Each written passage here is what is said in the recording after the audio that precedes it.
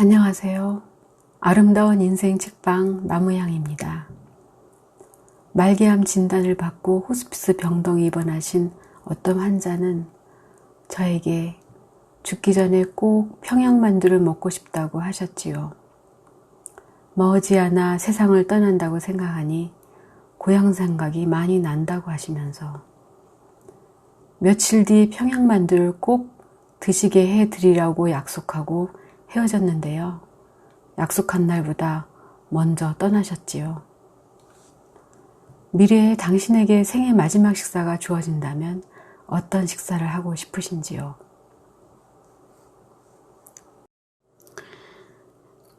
내 생애의 마지막 저녁 식사. 사랑하는 동안 놓쳐서는 안 되는 것들. 듀르테 슈퍼 지음, 유영미 옮김, 웅진 지식하우스 출판. 내가 만드는 것은 음식이 아니라 잃어버린 시간입니다.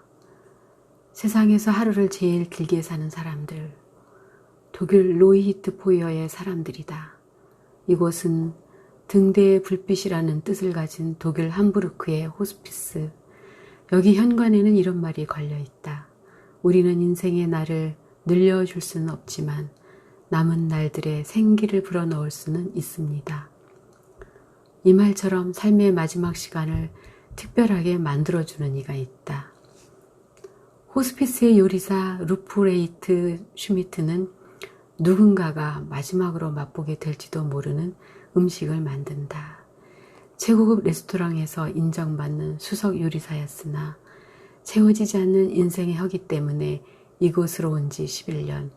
그는 매일 호스피스 사람들이 원하는 요리를 일일이 주문받아 만든다. 그렇게 공들여 만든 음식을 고통 때문에 한 숟갈도 제대로 못 먹고 뱉어내는 일도 허다하다. 하지만 그들이 먹는 건 음식 자체가 아니다.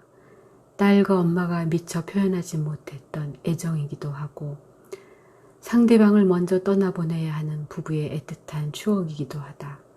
무엇보다 쉴 새 없이 자신을 몰아쳐온 사람들이 뒤늦게 발견하게 된 자기 생의 의미를 찾는 시간이다.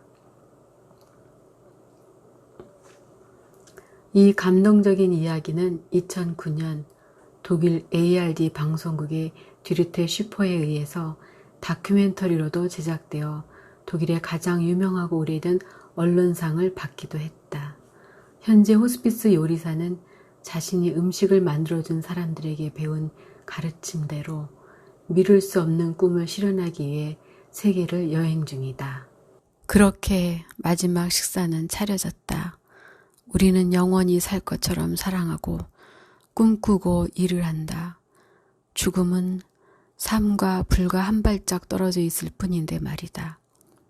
물론 가끔은 막연하게 언젠가 죽게 되겠지라고 생각할 수도 있을 것이다. 막연하게. 마치 그런 일은 아주 오랜 후에나 있을 것처럼.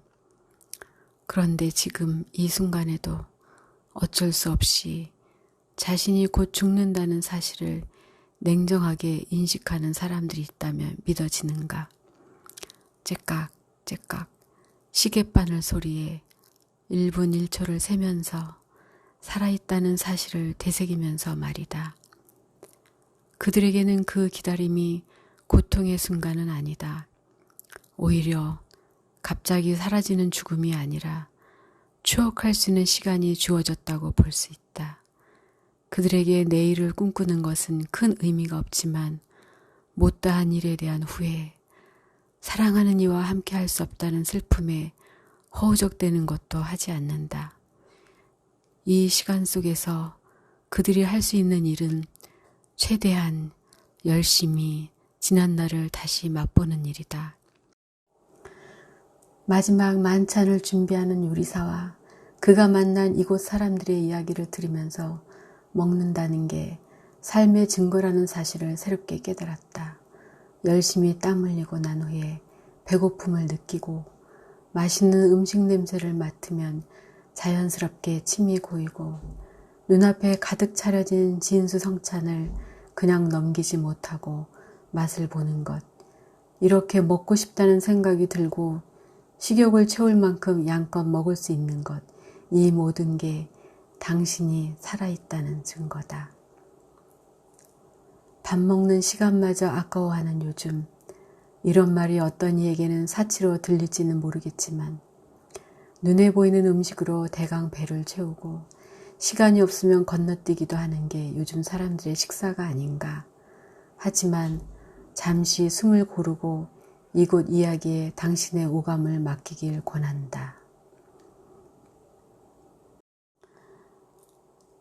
요리사는 아침마다 병실을 돌면서 먹고 싶은 음식을 물어본다.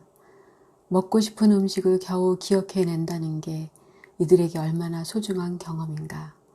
엄밀히 말해 이곳 사람들은 그다지 배가 고프지 않다.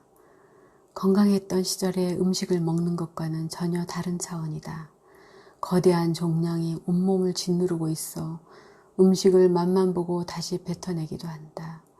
고통이 너무 심해서 밥은커녕 지금 이 순간 자신을 괴롭히는 고통으로부터 해방되고 싶은 사람도 많다. 살려고 먹는다는 말은 이들에게는 통하지 않는다. 그들이 얻고 싶은 것은 시간이다. 기억 속에 존재하는. 놀랍게도 음식을 통해 그 시간은 다시 살아 움직인다.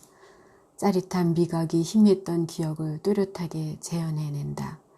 이곳 사람들은 자신의 인생에서 다양한 시간들을 길어 올렸다. 잊지 못할 휴가를 보냈던 휴양지의 어느 거리를, 늘 시간이 빨리 지나가기만 하던 연인과의 데이트를, 꿀맛 같은 휴식을 만끽했던 주말 오후를, 사랑하는 친구들과 요란하게 놀았던 시절을, 너무 힘들고 지긋지긋해서 벗어나고 싶던 순간들까지도. 먹고 싶었던 음식을 먹을 때 그들은 정말 그 시절로 돌아간 듯 얼굴에 묘한 미소가 가득해졌다. 다시는 돌아갈 수 없음을 잘 알기에 그토록 애틋했던 것일까. 입에도 되지 않았던 생크림에 뒤늦게 빠져서 생크림 없이는 케이크를 먹지 않던 이도 있었다. 그는 음식을 통해 지금까지 모든 걸 뛰어넘는 새로움, 뒤늦게 일탈을 시도한 게 아니었을까.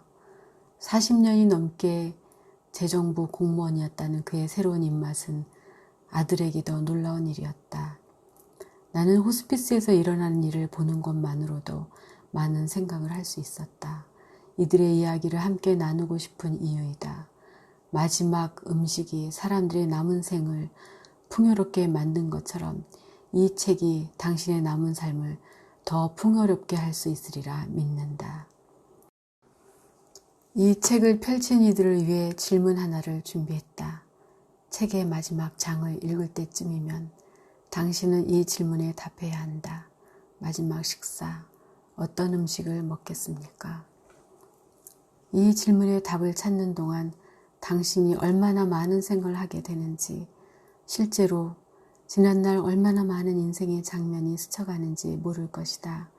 어린 시절 할머니 댁에 놀러가면 맛볼 수 있었던 간식, 세상에서 엄마만이 만들 수 있었던 요리, 꼭 맛보고 싶었던 이름만 알고 있는 외국의 희귀 요리들, 당시엔 전혀 중요하지 않다고 생각했던 순간이 불현듯 생각날 수도 있다. 머나먼 시간을 샅샅이 훑어서 반짝반짝 빛나는 순간을 찾는 일이 만만하지는 않다. 이곳 사람들 역시 처음에는 그랬다. 답이 떠오르지 않는다고 걱정할 필요는 없다. 나 역시 답하지 못하고 있으니까. 당신도 나도 부디 그 답을 찾을 수 있기를 행운을 빈다. 그가 몸담았던 고상한 요식업계에서는 일상적인 음식이 아니라 쇼콜라, 열대 과일을 곁들인 파르페 등 달콤한 음식들이 대세였다. 일한 지 닷새째 되던 날 요리사는 두 손 두 발 다 들고 말았다. 처음이자 마지막 기권이었다.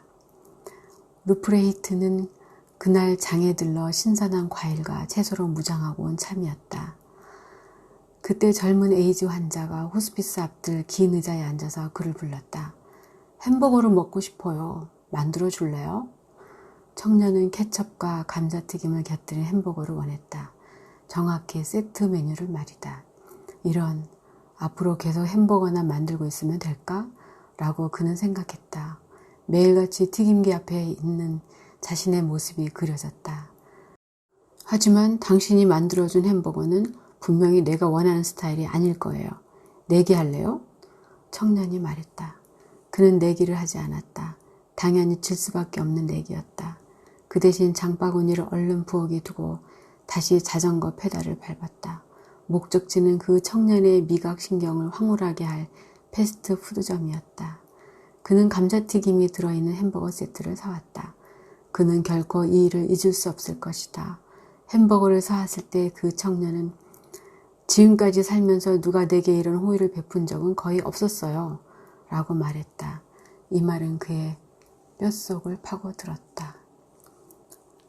며칠 뒤 그 햄버거 열성 팬은 피자가 무지무지 먹고 싶다고 했다. 그는 커다란 피자를 만들었다. 남은 조각들은 각각 냉동 포장해서 자기가 없을 때라도 언제든지 한 조각씩 꺼내 데워 먹을 수 있도록 했다. 그 청년은 환한 미소로 답했다. 요리사가 사람들의 몸이 필요로 하는 것뿐만 아니라 마음이 필요로 하는 것도 채워줄 수 있다는 사실. 이론으로만 알았던 말을 그가 피부로 느꼈던 순간이다. 그것은 상대가 원하는 것을 위해 자신을 포기할 줄 아는 자만이 가질 수 있는 진짜 기쁨이기도 하다.